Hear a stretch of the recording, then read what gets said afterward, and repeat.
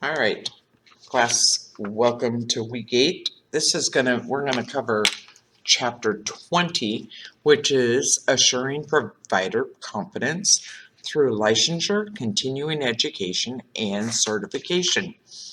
So week 8, we covered chapters 15 and 20. So, competence. What is competence? In a lot of states, a practitioner is determined to be competent when initially licensed and thereafter, unless proven otherwise. Competence requires continual updates to knowledge and practice, and this is difficult in a healthcare environment characterized by rapidly emerging technologies. And who is responsible for our competence? Is it the organization that we work for? Or is it ourselves as nurses to be responsible for our own competence? The Institute of Medicine's report, The Future of Nursing, suggests that nursing graduates now need competency in a variety of areas, including continuous improvement of the quality and safety of healthcare systems, informatics, evidence-based practice, a knowledge of complex systems, skills and methods for leadership and management of continual improvement, and health policy knowledge, skills, and attitude. And then again on page 289, defining competency. Competence in nursing can be defined in many ways. The dictionary.com defines competence as an adequacy or the possession of required skill, knowledge, qualification, or capacity. In 1999, the American Nurses Association convened an expert panel that defined 3 types of competence in nursing: continuing competence, professional nursing competence, and continuing professional nursing competence. Special attention was given, however, to continuing competence because so many assumptions exist regarding the rights and responsibilities of consumers, individual nurses, and employers to see that such competence is present. Given that initial licensure suggests that at least minimum competence levels were met at the time. So when you receive your license, that initial licensure suggests that at least minimum competence levels were met at that time. And then on page 289 on the right column, the purpose of the position paper, which was released by the ANA, was to define competence, which is performing successfully at an expected level, and competency, an expected level of performance that results from integration of knowledge, skills, abilities, and judgments within the context of current and projected professional directions. Although there has been some lack of consensus around what competence is and how it should be measured. In Box 20.1, excerpts from the American Nurses Association draft statement on professional role competence states the ANA supports the following principles in regard to competence in the nursing profession. The public has a right to expect nurses to demonstrate competence throughout their careers, and nurses are individually and accountable for maintaining professional competence.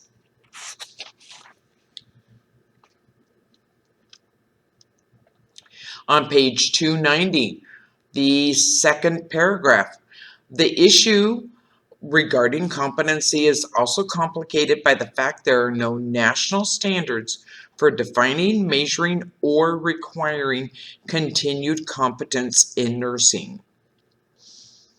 And in addition, specialty nursing organizations, state nurses association, state boards of nursing, and professional nursing organizations have not reached a consensus about what continuing competence is and how to measure it.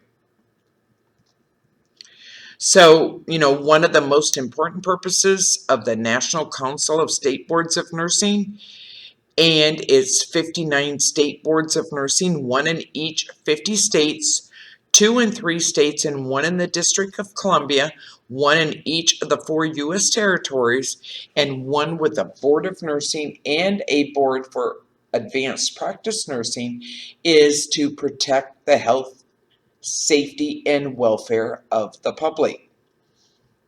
The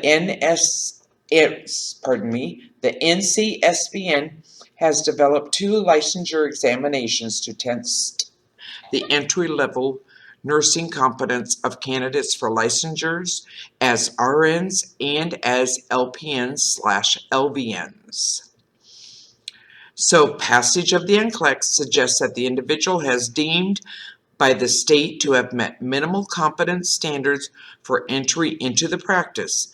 However, it may not reflect or measure the many higher level competencies achieved in different types of education programs for nurses. And despite that flaw, though, licensure by examination continues to be a highly regarded strategy for assuring competence levels of healthcare professionals such as nurses. So,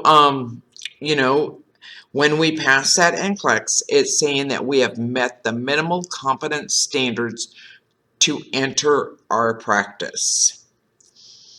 Now, there's a lot of difference between which states, depending on what state you live in, as to like hours that you need to remain competent, like CEUs. I mean, the state of California is 30 CEUs every 2 years to renew your license. State of Oregon, it is a pain management class. And that is a one-time pain management class. And so, the difference between nurses and physicians. Physicians are required to pass 3 licensure exams and a clinical skills examination was also implemented in 2004. Pharmacists can take a licensing exam on graduation, known as the North American Pharmacist Licensure Examination. The NAPLEX is a computer adaptive exam that consists of 185 multiple choice questions. At present, pharmacists are not required to retake the NAPLEX at any point for licensure renewal. But many professional associations and states have mandated continuing education for licensure renewal. This has been done in an attempt to promote continued competence. A majority of the states in the United States have some kind of requirements for CEs for professional nurse licensure renewal. However, they vary. Like I said, they vary from state to state. There is no requirements for continuing education for RNs in Arizona, Colorado, Connecticut, Georgia, Hawaii, Idaho, Illinois, Maine, Maryland, Mississippi, etc., etc. That is in the paragraph. It's just underneath CE in nursing on page 292. You can look to see what other states do not have requirements for CEs for RNs. Some states had it. It was a requirement, and then they removed it because they felt that the CE did not guarantee competencies. And, it differs for nursing versus medicine. So, like for medicine, they require 62 boards require some form of continuing medical education for relicensure of medical doctors and for doctors of osteopathy, although the requirements frequently differ for the 2 groups. The required number of hours also vary dramatically. New York requires only infection control and child abuse content. Illinois requires 150 hours every 3 years. So, it just depends on the state that you live in and what their requirement is. However, I find this interesting. Physician's assistants must log 100 hours of CMEs every 2 years and sit for recertification every 6 years to maintain their national certification. So in box 20.3 on page 294, pros and cons of continuing education requirements for nurses. Pros are it demonstrates professionalism, reflects commitment to maintaining competence, directs attention to patient safety and a reduction in medical errors. It raises a standard for CEs for all nurses. Those are just a few. Cons are seat time does not guarantee learning. It's difficult to agree on what competence standards are. Another one is the administrative and monitoring cost. So, there are different pros and cons to why they recommend CEs and why some states don't recognize them. Certification. The Accreditation Board for Specialty Nursing Certification suggests certification is a formal recognition of the specialized knowledge, skills, and experience demonstrated by the achievement of standards identified by a nursing specialty to promote optimal health outcomes. Certification does not, however, include a legal scope of practice.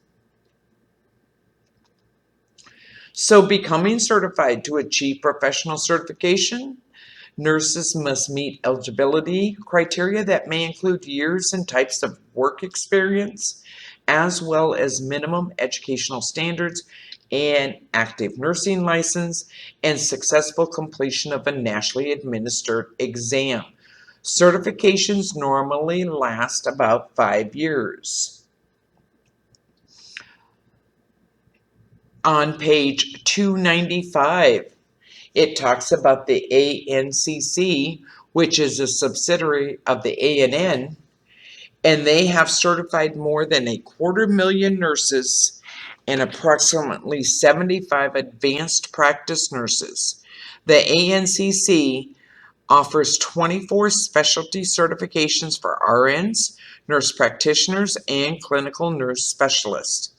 Advanced practice nurses were the first nurses to use professional certification as a means of documenting advanced knowledge in practice. It is on page 295, first sentence underneath certification and advanced practice nurse.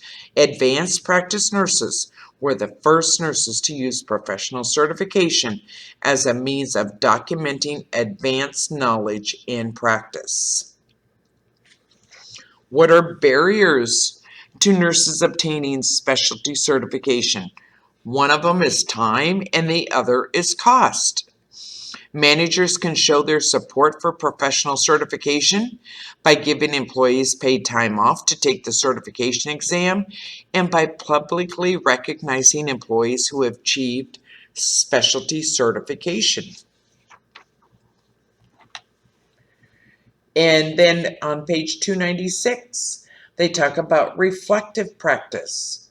Reflective practice is defined by the NCBN as a process for the assessment of one's own practice to identify and seek learning opportunities to promote continued competence. So, in North Carolina, they require RNs to use reflective practice approach to carry out a self-assessment of their practice and develop a plan for maintaining competence.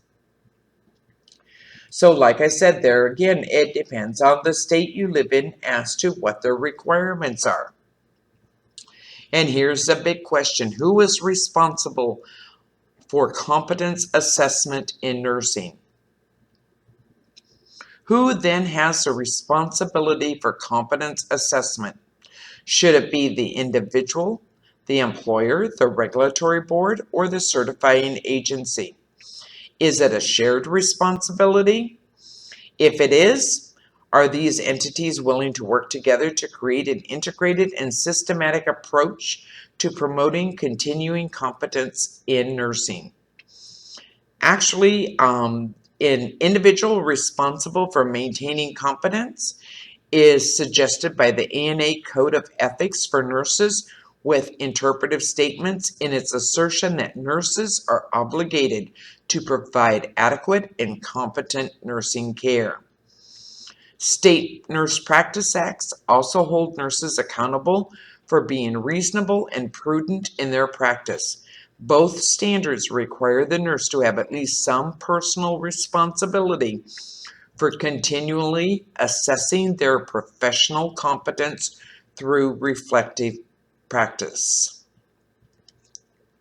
Because just because you're licensed and relicensed every 2 years per se does not guarantee that you are competent. A lack of professional certification does not necessarily mean that the nurse lacks continuing competence. Recertification does not ensure continued expertise because recertification is usually a product of meeting CE requirements rather than re-examination. So clearly, the NCLEX as it currently exists assures only minimum entry-level competence for professional nursing practice. So, think about that question. Who is responsible for ensuring competence in nursing? I firmly believe it is the individual nurse that is responsible and accountable for her competence, her or his competence. That is the end of chapter 20. You guys have a great week, and I will talk to you next week.